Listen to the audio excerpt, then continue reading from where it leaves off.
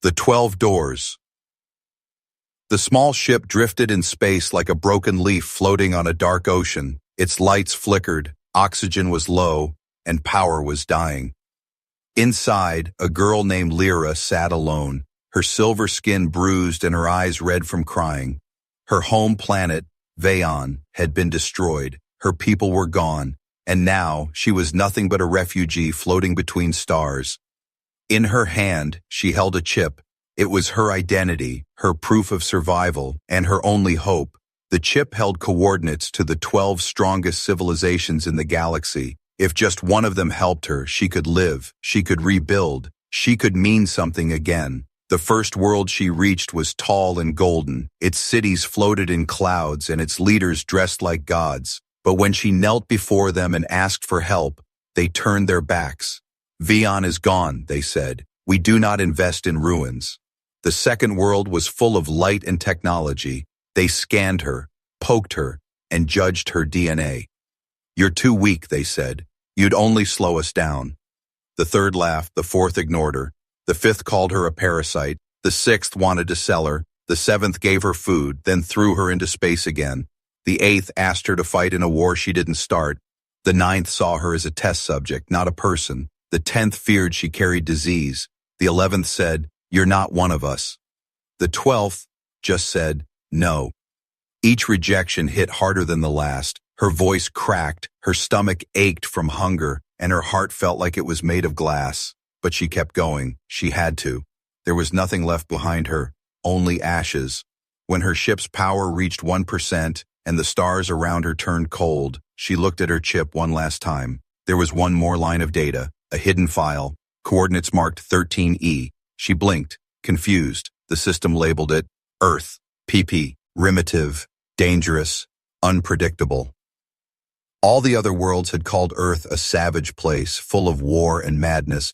Some even warned her to stay away, but what choice did she have? Lyra entered the final coordinates and used the last of her power.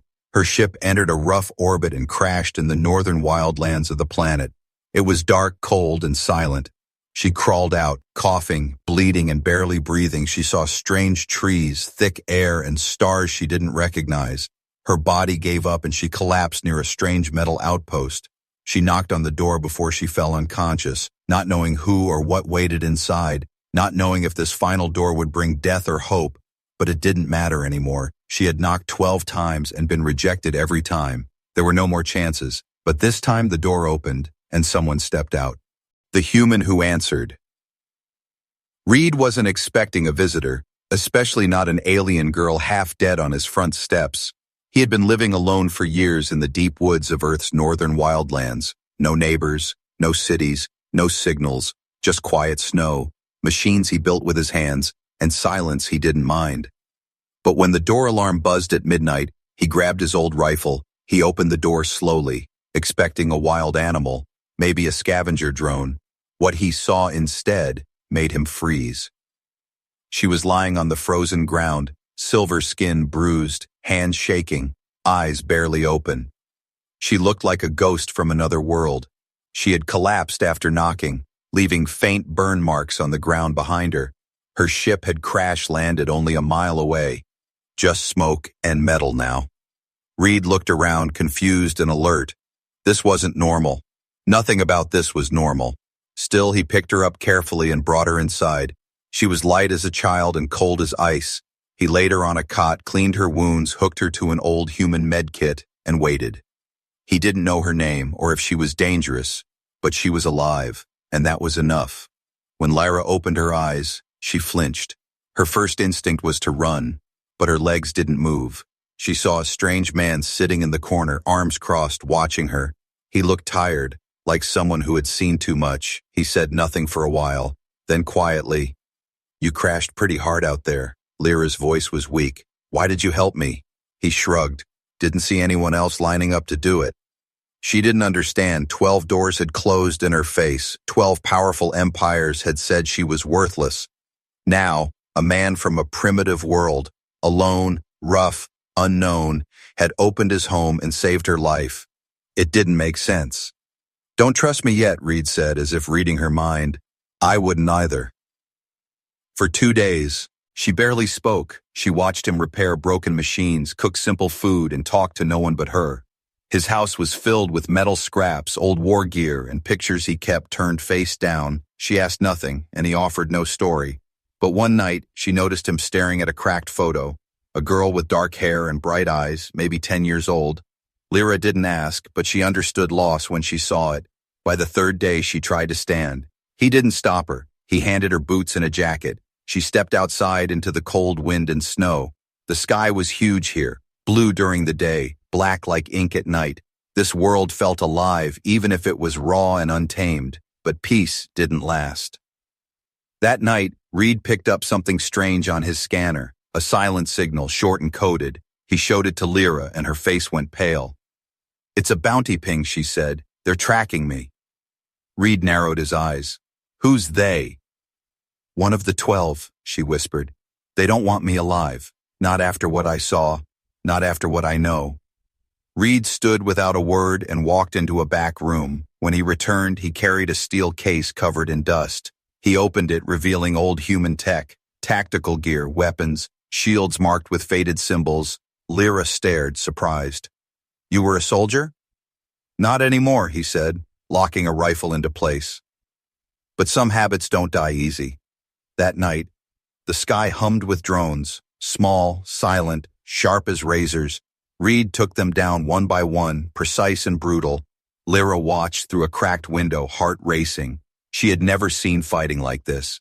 Raw, desperate, no rules, just survival. And Reed didn't do it for a flag or empire, he did it for her. The next morning she sat beside him at the fire. She didn't say thank you, he didn't ask for it, but the silence between them had changed. It wasn't cold anymore. She turned to him and asked, "Why are you helping me?" He stared into the fire and said quietly, "Because once I needed someone too, and no one came." Lyra looked at her hands, still trembling but no longer alone. She had knocked on 12 doors and been thrown away, but this man, this human, had opened his without asking anything back. Not for power, not for gain, not for glory, just because it was the right thing to do. They want her dead. The silence didn't last. Lyra felt it in the air before Reed's scanner confirmed it. Something was coming. Not a storm, not an animal, something worse, something built. Reed leaned over the old radar panel, eyes sharp, jaw tight. Unmarked drone, low altitude, moving slow. He clicked a few keys, zoomed in on the signal. Too quiet for a patrol, too smooth for a scavenger. Lyra stepped closer, her voice low. "It's a seeker. They found me." Reed looked at her. "How fast can they follow?" "If that drone found me, others will come," she said. "Not to arrest me, to erase me." Reed didn't flinch. He simply turned away and started prepping the outpost. Metal doors sealed, weapons charged, cameras switched from sleep to live feed. The quiet man who once kept to himself now moved like a soldier again. Efficient, fast, cold. Lyra watched him work and felt fear creep up her spine. Not fear of him, but fear of what he was ready for. She had spent weeks begging for help. Now help stood in front of her, but it had teeth, sharp ones. The drone appeared by night, a sleek silver machine with 3 glowing eyes and claws like surgical tools. It hovered just above the tree line, scanning the ground with quiet menace.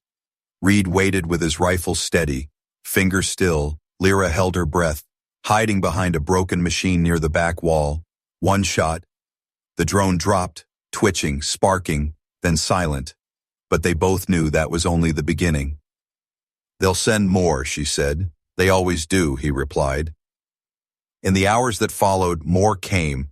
Not just drones, ground units, fast and face. Less, with armor that shimmered like water. Reed fought without panic. Every move planned, every shot clean. Lyra saw something in him she hadn't seen in the 12 empires. She had begged for mercy. Not power, not money, but commitment. He wasn't fighting for a cause, he was fighting for her, and he didn't even know why yet. She stayed inside during the first 2 attacks. Reed told her to stay safe, but the guilt burned her chest like fire. She was tired of hiding, tired of being the one who needed saving. On the 3rd night, she asked him to teach her. "How to fight?" he asked. "No," she said. "How to stop running." Reed looked at her carefully, then nodded. He gave her a light shield, an old training gun, and a target made from scrap metal. "You'll miss at first," he said. "Then you'll miss less, then you won't miss at all." Lyra trained by day, learned by night. She fell, got up, bruised her knuckles, tore her suit, but each time she rose a little stronger. She asked questions, learned human tactics. Rough, dirty, smart, no rules, just results. "You're not like the others," she told him one evening. Reed chuckled. "We're all like this when the time comes. The galaxy just forgot who we are." He showed her old footage, human wars, resistance fighters, soldiers who never gave up, even when outnumbered, outgunned, or dying. She saw cities burning, skies full of fire, people holding the line with nothing but courage and broken tools. "Why do you fight like this?" she asked. He answered without looking at her. "Because if we don't fight, we lose everything. And if we do fight, we still might lose, but we go down standing." One night, Lyra woke to a sound outside. Fast, sharp, metal scraping on stone. She grabbed her training weapon and crept outside, heart pounding. It wasn't Reed. It was a hunter, one of the real ones. Tall, armored, face covered in a smooth black mask. He moved like a shadow, scanning the trees, looking for her. Lyra froze, but the hunter turned, sensing movement. He raised his arm, energy charge building, ready to kill. 1 second before the blast, Reed's voice cut through the dark. "Hey!" The hunter turned just in time to take a bullet straight to the chest.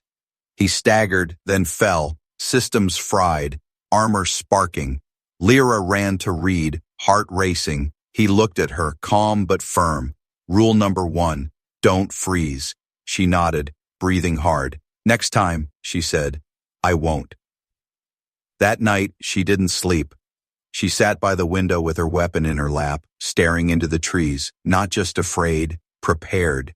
She realized something deep inside. Reed wasn't just saving her, he was building her into someone who could save herself. She wasn't just running anymore, she was getting ready to fight back. The attack slowed, but the fear didn't fade. Lyra could still feel it in her bones, quiet, heavy, always watching. But something else was growing inside her now, something unfamiliar. Not fear, not pain, something warmer. She called it curiosity. After days of hiding, training, and surviving, Reed finally said, "It's time you saw more than just these woods." He handed her a thick coat and an old Earth map. "We're going to town." Lyra looked confused. "You have a town?" Reed half smiled. "Not much of one, but yeah, we do." They took an old vehicle down the frozen path, its engine growling through silence. Snow covered most of the road, trees hung heavy with frost, and the world felt untouched by time. Lyra looked out the window, eyes wide. She had flown through the stars, visited shining cities in the sky, but she had never seen trees like this, never heard birds that sang for no reason, never breathed air that smelled like soil and wood. The town was small, rough, and quiet. Old metal shops, cracked sidewalks, neon signs that buzzed in the wind. People walked slowly, bundled in coats, eyes wary. Some stared at her, others looked away. Reed said nothing, and Lyra stayed close. They stopped at Sun, a market, where an old woman sold bread and dried fruits. Lyra reached for something, but the woman pulled back. "She's not from here," she whispered to Reed. "No, she's not," he answered calmly. "She's with me." The woman hesitated, then handed over the food. No smile, no welcome, but not a rejection either. Later, they sat on a bench near the edge of the town. Children played nearby, throwing snowballs and laughing. Lyra watched them, silent, thoughtful. "They don't even know there's a war out there," she said. Reed nodded. "They don't have to, not yet. That's the point." They drove back in silence, but something had changed. Lyra had seen Earth not just as a place, but as a people, messy, stubborn, scarred, but still trying, still living.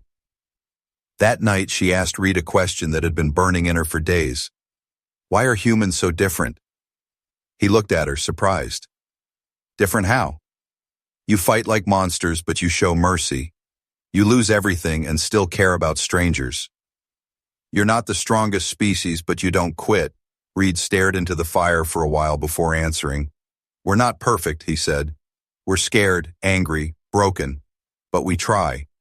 Trying is what makes us human." She nodded slowly, then asked something harder. Have you lost someone? Reed's hands tightened around the cup he held. Yes, my daughter. She was about your age. She wanted to be a pilot like her mother. Lyra didn't say anything, just sat quietly beside him. She didn't know how to fix grief, but she knew what it felt like to carry it. The silence between them that night wasn't empty, it was honest. Later that week, Reed introduced her to others, people who lived off-grid like him, a mechanic who built machines from scrap, a nurse who treated wounds with herbs and stubborn hope, a father who'd lost his son in an alien raid but still shared food with souls. Strangers, they didn't fully trust Lyra, but they didn't push her away either. One of them even gave her a coat, patched and worn but warm. Didn't fit me anymore, he said without meeting her eyes. Lyra didn't feel like an outsider anymore. She didn't feel like a beggar or a burden or a ghost. For the first time, she felt something dangerous. She felt human, but peace never lasted long. One evening, a small drone passed overhead and paused. It didn't attack, it just hovered, scanned, then flew off. Reed frowned. That wasn't random, he said. They're watching again. Lyra looked up at the stars, where the 12 watched from above. She had knocked on their doors, cried at their feet, begged them to see her, and they had turned away. Now they were watching again, not with mercy, but with fear, because they'd heard rumors that the girl who once begged was now standing, and that Earth, the forgotten, rejected, savage planet, had given her something no empire had, a second chance. Lyra stood in front of the old satellite dish, her hands trembling, not from fear, but from the weight of what she was about to do. Behind her, Reed watched silently, a rifle slung across his back, eyes scanning the tree line. This wasn't just a broadcast, it was a declaration. I don't know if this will work, she whispered. Reed didn't answer right away.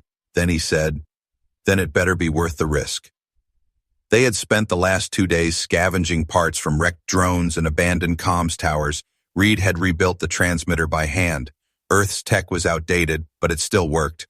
Lyra uploaded her message into the core, a mix of video, voice, and truth. Then she hit send. The signal launched into space, riding on every frequency she could hijack. It was raw, cracked, and imperfect. But it was real. Her face appeared on screens across the stars, on space stations, warships, trading hubs, and imperial capitals. Her voice echoed through languages and systems, translated by the software she barely understood. My name is Lyra of Vion, she said. My planet is gone, my Piopon. Clear Ash. I came to you, to all of you, 12 empires, begging for help. The video showed her bruised face, her crashed ship, the cities that turned her away, clips from each rejection, each insult, each closed gate. You all said no, she continued. Some with silence, some with cruelty. You said I was weak, worthless, a waste of resources. Then the footage changed, showing Earth, the crash site, the outpost, a human feeding her, healing her, fighting beside her. But the 13th door opened, she said. They didn't ask who I was. They didn't ask what I could give. They just helped. The message ended with her final words. If mercy is weakness, then I choose weakness. If kindness is dangerous, then I choose danger. If humanity is primitive, then maybe that's what the galaxy needs. The signal cut, the dish smoked, and the outpost went silent. Reed lowered his weapon. It's done, he said. Lyra looked at the sky. No, she replied. It's just started. The reaction was instant. Across the galaxy, systems flared with alerts, debates, threats, and confusion. Some called her a liar, a manipulator, a weapon of human propaganda. Others called her a hero. 3 empires, the same ones that sent hunters after her, declared Earth a threat to galactic order. She's turning the primitives into revolutionaries, one leader shouted. She must be silenced. Meanwhile, small factions began whispering, if Earth could offer shelter, maybe it could offer something more, hope, maybe, or revenge. Inside Earth's underground networks, the video went viral. Humans debated it too. Some feared alien war, others cheered, proud of what they saw. Reed and Lyra stayed off-grid, watching the chaos grow. He cleaned his rifle, prepared new traps, and said little. Lyra sat by the fire, trying to understand the weight of her voice. She had spent so long being ignored. Now the Weichun, whole galaxy was listening. The next night, a new signal came through, unmarked but familiar. Lyra opened it carefully, expecting a threat. But what she saw made her lean closer. It was a young alien girl, scared, whispering into a cracked camera. "They saw your message," she said. "My family is gone too. I don't know where to go, but I believe you." Lyra stared at the screen, silent. Then she looked at Reed, who nodded once. "You wanted to stop running," he said. "Well, now you've got people running to you."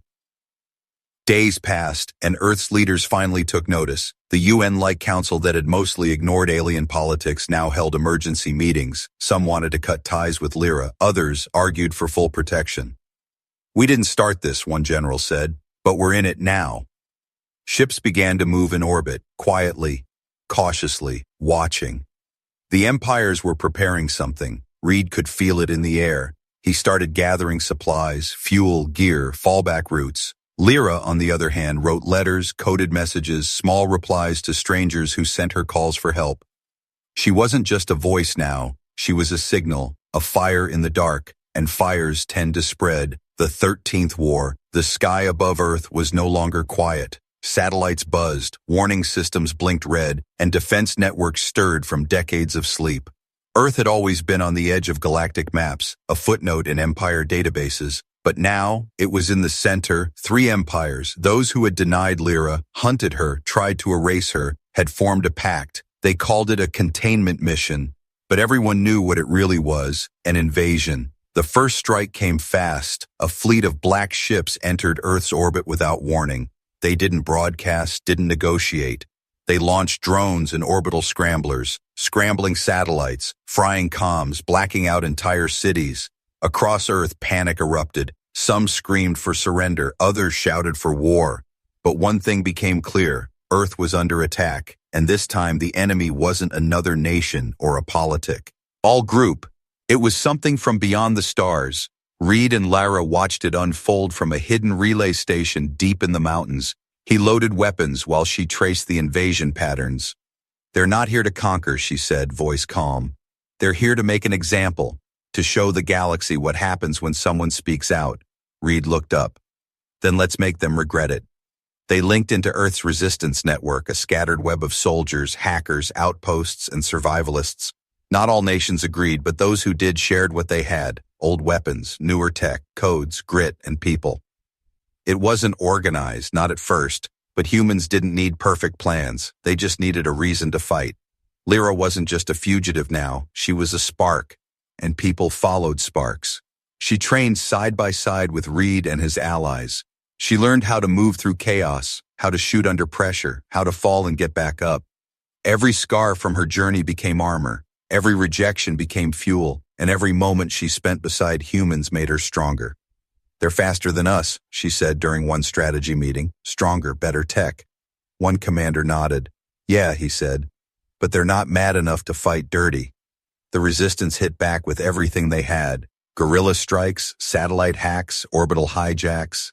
They jammed enemy signals, captured alien tech, turned crashed drones into weapons. Cities burned, yes, but they didn't fall. One battle took place over the frozen lakes in the north, where the sky lit up with fire and thunder. Lyra led a team of mixed fighters, humans, outcasts, and a few aliens who had defected after seeing her broadcast. She moved through the chaos like she had lived in it all her life. Focused, fearless, relentless. The girl who once knocked on doors was now breaking through enemy lines. At one point her team was cornered, pinned by heavy fire from a low-hovering gunship. She looked to the sky, saw the death coming, but didn't run. Instead, she sprinted across open ground, climbed a ridge, and launched a stolen EMP blast straight into the ship's core. It dropped like a rock, smashing into the ice below. Her team pulled her back, half frozen, coughing, laughing, alive. She had stopped running, just like she promised. And now others ran toward her, not away. Back in space, the empires watched in disbelief. They expected Earth to fall in days, maybe hours. Instead, they faced an enemy they didn't understand. Humans didn't follow logic like the other species. They didn't retreat when losing. They didn't surrender when overwhelmed. They adapted, improvised, and got angry, very, very angry. And they had something even worse than anger. They had Lyra. Every time a human soldier doubted, she reminded them why they fought. Every time someone broke, she stood taller. Every time someone said, "We can't win," she answered, Then we make them bleed trying. The turning point came after a brutal siege in South Asia where enemy forces tried to land a command center. The resistance, low on ammo and power, prepared for their final stand. But just before the enemy broke through, dozens of alien ships blinked onto the battlefield. Not invaders, rebels, defectors, outcasts, all answering Lyra's message. They didn't bring an army. They brought belief. Together, they pushed back. Earth didn't win that day with strength. They won with unity, chaos, and the kind of courage no empire could predict. That night, Lyra stood on a battlefield full of smoke and ruined steel. Reed walked beside her, wounded but breathing. "You've done more than survive," he said. "You've started something they can't stop now." Lyra looked at the stars, still burning with war. She knew it wasn't over. Not yet. But she also knew something else. She had knocked on 12 doors and found nothing. But the 13th? The 13th turned her into a soldier. The last door. The war ended, not with fireworks, but with silence. After months of fire, smoke, and screams, the sky was finally still. The invading fleet was gone, retreating through space like shadows fading from light. They hadn't expected Earth to survive. They hadn't expected Lyra to rise, but both had, and neither would be forgotten again. She stood in the ruins of what was once a command hub, screens cracked, walls burned, machines twisted beyond repair. Around her were the survivors, human and alien, standing side by side, wounded, tired, but alive. Reed sat nearby, his arm in a sling, watching her with quiet pride. "You did it," he said. Lyra shook her head slowly. "We did it." But peace brought questions, and victory brought weight. Earth's leaders sent her requests. Be our voice, be our shield. Represent humanity in the stars. The galaxy called her a symbol. Some feared her, others worshipped her. Everyone wanted something from her, but Lyra needed something else. She needed closure, so she left the battlefield behind, took a small ship, and returned to the 12 worlds. This time not to beg, but to finish what she started. One by one, she entered their grand halls again. But now she wasn't on her knees. She stood tall, dressed not in rags, but in armor forged from earth and fire. The first world tried to justify itself. "We had policies, procedures, security risks," they said. Lyra didn't argue. She just looked them in the eye and said, "You had a choice." The second world tried to bribe her, offering titles, credits, ships. She smiled softly. "I already found something better." One by one, she returned to each empire that turned her away, not for revenge but for memory, to remind them that kindness had a cost, and they had chosen not to pay it. The 12th world, the last to say no, stood silent as she entered. Their leader Trey trembled slightly. "You came back," he said. "Yes," Lyra answered. "And I'm not alone anymore." She walked through their grand halls like a storm that couldn't be stopped. But she didn't burn their cities or shame their people. She left them with truth and let the shame carry itself. When she returned to Earth, things were changing. The world was no longer hiding. Alien ships landed openly. Alliances were forming, embassies being built. Earth was no longer a forgotten planet. It was a voice, a home, a new door in the galaxy. And Lyra? She refused to become a politician. She didn't want medals or statues. Instead, she built something smaller and far more important, a shelter. Not for war heroes, but for the lost, for the ones no one else wanted. It was built near Reed's outpost, where it had all begun. One cold morning, as snow fell lightly across the trees, a ship landed outside her shelter, a small, rusted thing, just like hers had once been. The ramp opened slowly, and a figure stepped out. It was a young boy, alien, thin, terrified. He looked at her, shaking, holding a worn data chip in both hands. I don't have anywhere else to go," he said.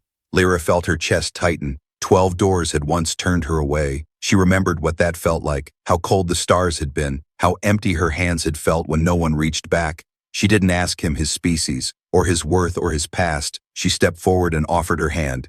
"You're here now," she said. "That's enough." He took her hand and she guided him through the door, not the 13th one, not a final one, just the next one. Because mercy once given never stops, it grows, and the door that saved her life was now hers to keep open, for anyone who needed it.